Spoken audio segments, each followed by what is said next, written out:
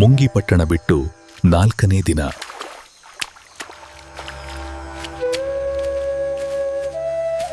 ಪರಶಿವನು ಹೇಳಿದಂತೆ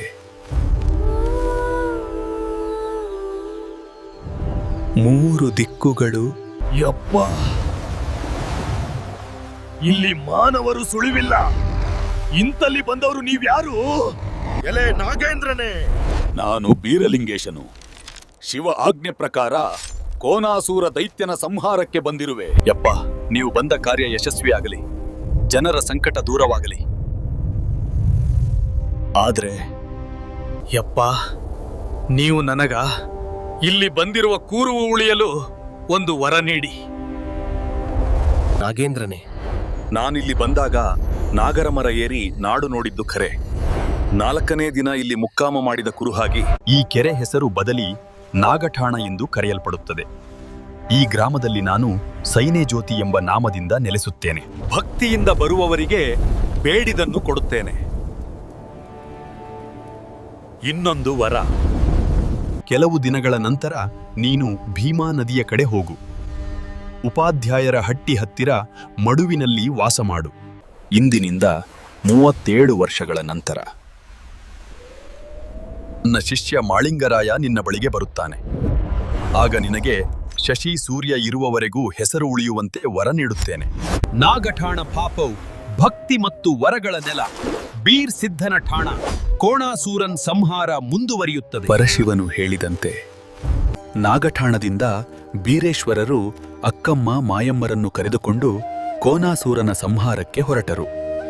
ಮಗನೇ, ಸ್ವಪ್ನದ ವಾರ್ತೆ ನಿಜ. ಬೇಗ ಹೋಗು. ಒಬ್ಬ ಪಠಾಣನು ಬಂದು ನಿನ್ನನ್ನು ಕೊಲ್ಲುತ್ತಾನೆ. ಯಾವ ಪಠಾಣ? ಯಾರು ಬಂದರೂ ನನ್ನ ಒಂದು ಕೂದಲು ಸಹ ಅಲುಗುವುದಿಲ್ಲ. ತಾಯಿ ಮಾತು ಕೇಳದವರು ನಾಯಿ ಸಮಾನ.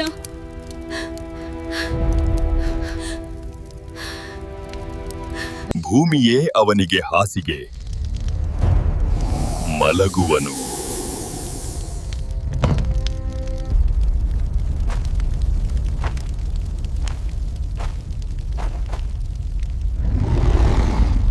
ನೀನು ಯಾರು ಹುಡುಗನೇ?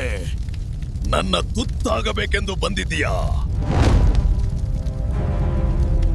ನಾನು ಅರಮನೆಯಿಂದ ಬಂದಿರುವೆನು. ನನ್ನ ಹೆಸರು ಬೀರಲಿಂಗೇಶ. ನಿನ್ನನ್ನು ಕೊಲ್ಲುವುದಕ್ಕಾಗಿಯೇ ಬಂದಿರುವೆನು. ತಮ್ಮ, ದೈತ್ಯನು ಬಾಯಾರಿದಾನೆ. ನೀರು ಕುಡಿದು ಬರಲಿ.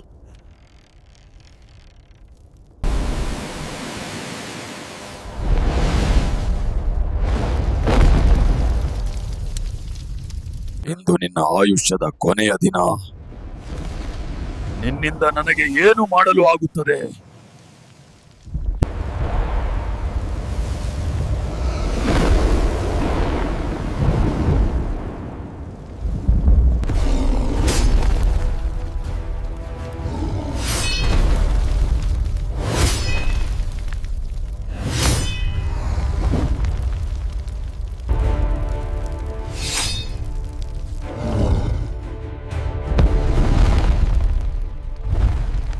ನಾನು ತಪ್ಪು ಮಾಡಿದೆ. ನೀನು ಪರಮೇಶ್ವರ, ನನ್ನ ಕ್ಷಮಿಸು. ನಿನ್ನ ಹೆಸರು ಸೂರ್ಯ ಚಂದ್ರ ಇರುವವರೆಗೆ ಉಳಿಯುತ್ತದೆ.